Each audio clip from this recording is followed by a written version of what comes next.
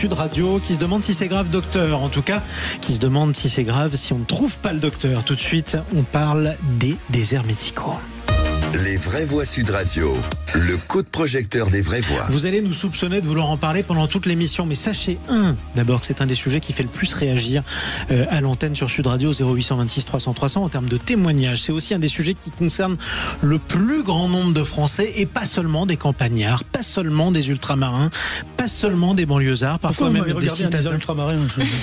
Parce que je ne vous ai pas regardé, justement. Au contraire. Je me sens victime. Non, vous n'êtes pas une victime. Allez, tout de suite, on en parle avec nos trois vraies voix. Vous entendez Bruno Pomar, qui n'a pas grand-chose d'une victime. C'est le fondateur du RAID des maires de Belleflou dans l'Aude. Nous sommes également avec Raphaël Rémy-Leleu, élue parisienne et écologiste, et la journaliste Anissa Arfaoui. Tout de suite, nous allons retrouver notre invité avec plaisir, qui est maire, qui avait trouvé un médecin, qui est le maire de Barjac précisément. Bonsoir, Édouard Chollet. Oui, bonsoir. Soyez le bienvenu sur Sud Radio. Juste un mot pour qu'on vous situe parfaitement, c'est dans quel coin précisément Barjac ? Écoutez, c'est 1 heure à l'ouest d'Avignon et 1 heure au nord de Nîmes, près de la grotte Chauvet de Vallon-Pont d'Arc. C'est la plus belle de France en plus, l'une des plus belles de France.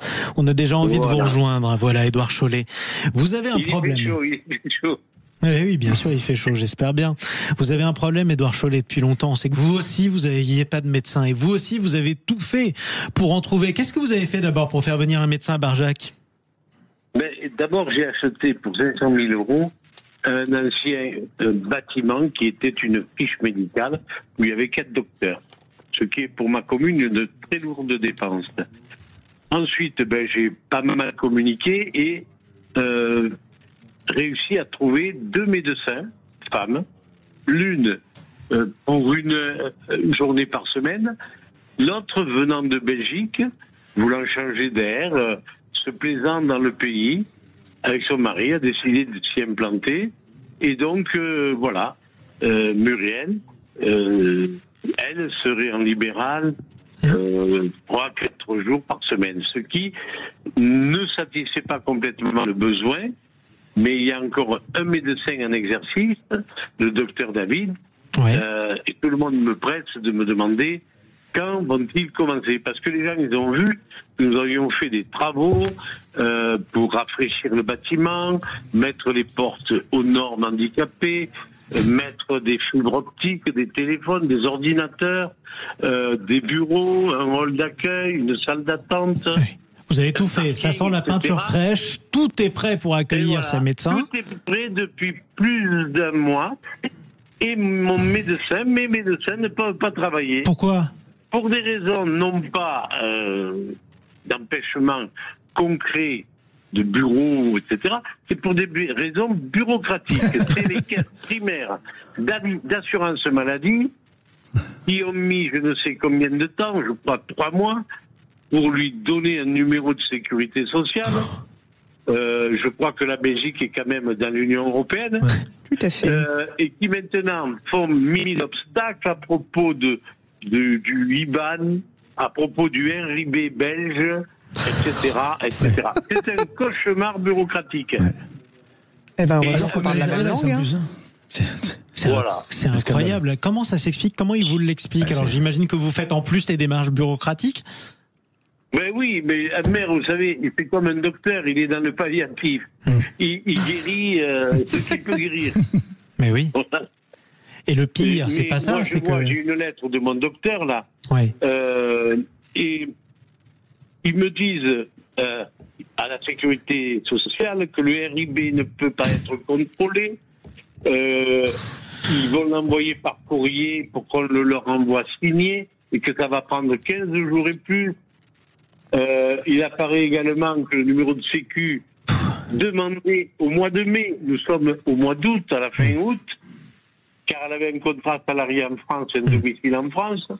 Il y a eu 2 mois et plus de discussions, toujours la CPAM. C'est dommage qu'elle soit gardée par des forces militaires à la CPAM, sinon je descendrais les chasseurs J'imagine. On n'est pas loin de l'insurrection.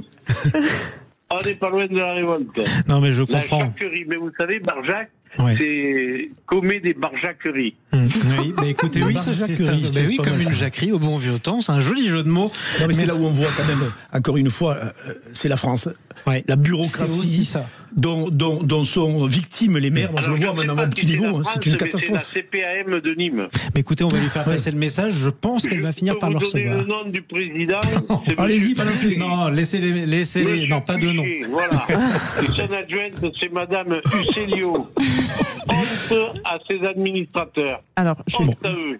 Le message, Pendant ce temps, les gens souffrent, meurent, Mais ne oui, se mais soignent oui, mais pas. mais oui, le Quelle message honte est passé. Pour une histoire de bureaucratie. Bon, on peut comprendre votre colère, en tout cas, monsieur le maire, on la comprend même très bien, on espère que ça va se régler, on va reprendre de vos nouvelles, promis. Juste une chose, en parlant de promesses, il y a une chose que j'avais promis, c'est que si un médecin nous appelait, eh bien on lui donnerait la parole pour qu'ils aient aussi un droit de réponse après tout ce qu'on a pu entendre. Alors Bruno Pomar, il ne reste pas beaucoup de temps, on va laisser Marc, Bien sûr. le docteur qui nous appelle, s'exprimer. Bonsoir Marc. Bonsoir. Bienvenue. Merci de me donner un peu la parole. Ben oui. Je crois que j'ai déjà intervenu plusieurs fois sur ce qui est le désert médical. Alors, il est vrai que le désert médical, c'est pas quelque chose d'aujourd'hui. Ça a commencé il y a très longtemps avec les numerus clausus qui se sont resserrés. tout à fait. Mais la population qui augmente, qui augmente, qui augmente. C'est vrai. et qui vieillit. Et fatalement, l'apport par rapport à la demande n'est pas du tout en adéquation. Hein. Là donc, ce qu'il y a, c'est le risque. C'est aggraver la santé des patients, le déport de consultation vers les urgences médicales, Oui. ce qui fait que les urgences médicales sont Saturé. engorgées.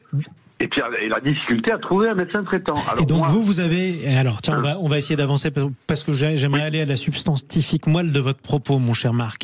Vous Oui. avez des solutions parce que vous considérez que ce qui est proposé, notamment forcer les jeunes médecins à s'installer là où on en a besoin, c'est une mauvaise idée. Donc qu'est-ce que vous proposez à la place? Oui. Forcément. D'abord, il faut juste en former beaucoup plus. Bon. Ouvrir le numerus clausus en faisant pas croire qu'on l'a réouvert, ce qui est faux, puisque Tout à fait. on a juste mélangé tout le monde et en disant on a réouvert, mais pas du tout. C'est toujours aussi serré. Et alors, ce qui est embêtant, c'est qu'on va chercher des médecins qui viennent de l'étranger, mais vous savez, la médecine, c'est comme beaucoup de choses, ça vient, c'est un peu culturel. Parfois. Je l'ai déjà signalé chez vous, j'avais fait une intervention au niveau européen avec les Allemands, les Anglais, les Italiens, les Et vous Espagnols ne compreniez pas sur la toujours. prostate. Voilà, sur la prostate. Et figurez-vous que Allemands, Anglais, Français travaillaient de la même façon pour l'examen de la prostate. Les Italiens, mais pas du tout. Il n'y a que Alors les imaginez en spécialistes plus qui avec les regardent. problèmes de numéro de sécurité sociale, on n'en sortira pas effectivement. Écoutez, vous savez quoi Marc, on vous rappellera parce qu'on en refera des émissions sur les déserts médicaux parce que ça concerne absolument tout le monde. Je voulais vous remercier de nous avoir appelés, c'est juste qu'on arrive au terme de l'émission, c'est pour ça que je me permets de vous interrompre. Profitez bien de l'Hérault, il doit y faire chaud, j'espère qu'il y fait beau. Merci à nos trois vraies voix. Merci à vous. Raphaël Merci. Rémy Leleu, élue écologiste parisienne, Anissa Arfaoui, journaliste, et Bruno Pomar, maire de Belleflou dans l'Aude. Je vais vous laisser entre les mains de Jean-François Aquili, les amis. Je rappelle aussi que vous le retrouvez dès demain dans le Grand Matin Sud Radio. Et quant à moi, je vous dis à demain soir.